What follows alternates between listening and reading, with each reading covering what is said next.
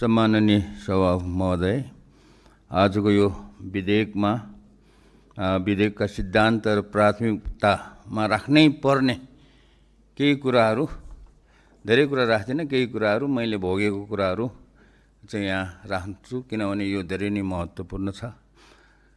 सर्वप्रथम त म उद्योगपति चाहिँ होइन, एउटा समाजसेवी हो, तर म चाहिँ उद्योग चाहिँ चलाइरहेको छु।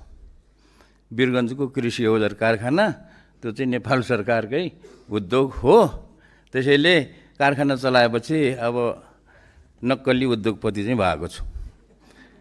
र यसमा उद्योगहरू चलाउनको लागि के छ त भन्दाखेरि मैले अघि भर्खर यसमा यहीँ बस्दै यो मोबाइलमा के अरे च्याट जिपिटीलाई सोधेको, कुनै पनि देशले, विकसित देशहरूले कुनै पनि उद्योग धन्दाहरूलाई चाहिने कच्चा पदार्थहरू आयात गर्दाखेरि त्यो चाहिँ कर चाहिँ लगाउँछन् कि लगाउँदैनन् भनेर, इम्पोर्ट ट्याक्स लगाउँछन् कि लगाउँदैनन् भनेर च्याट जिपिटीलाई सोधेको, लगाउँदैन अरे।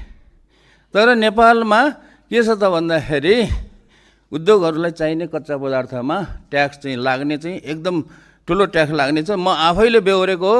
वीरगञ्जको कृषि औजार कारखानालाई चाहिने उद्योगहरूलाई त्यो औजारलाई कारखाना चाहिने कच्चा पदार्थमा ल्याउँदाखेरि मैले ट्याक्स तिरिराखेको छ, हामीले ट्याक्स तिरिराखेको छ। अनि ट्याक्स तिरेपछि त्यो सामान जो उत्पादन हुन्छ महँगो हुन्छ। तर उताबाट बनाउ भएका कृषिका औजारहरू ल्याउँदाखेरि चाहिँ ट्याक्स चाहिँ लाग्दैन। यो चाहिँ एकदमै नमिल्ने कुरा छ। यो चाहिँ होस् भन्ने कुराहरू म चाहिँ भन्न चाहन्छु, पहिलो कुरो चाहिँ। दोस्रो कुरो चाहिँ नेपालमा प्याटेन्ट अफिस छैन। प्याटेन्ट अफिस छ, नाम मात्रको छ, त्यो चाहिँ काम छैन। किनभने त्यसलाई चाहिँ गजै व्यवस्था गर्नुपर्ने व्यवस्था छैन।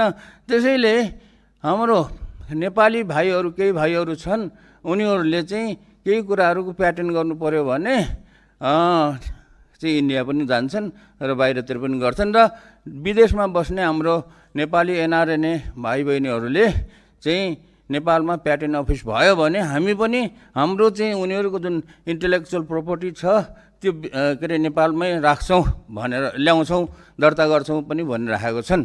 त्यसैले राम्रो प्याटेन्ट अफिस होस् र नेपालमा मात्रै होइन, कसैले नयाँ कुरा इन्टेलेक्चुअल प्रोपर्टी प्याटेन्ट गर्नु पर्यो भने विदेशमा जाँदाखेरि सक्दैन, यति महँगो हुन्छ।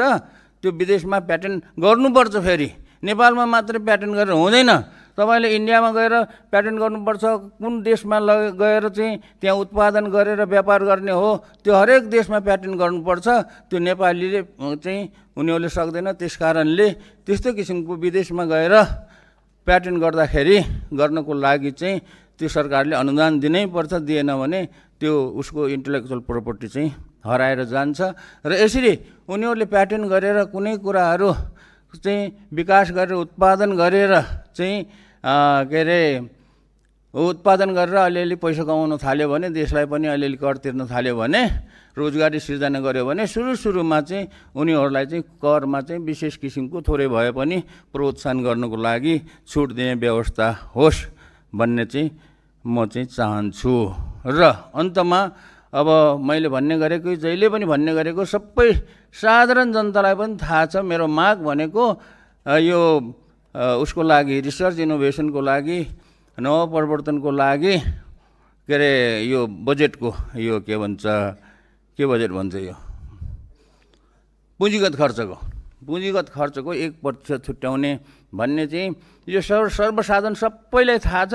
यो कुरा चाहिँ अहिलेको यो उसमा चाहिँ प्राथमिकतामा परोस् र छुट्याइयोस्।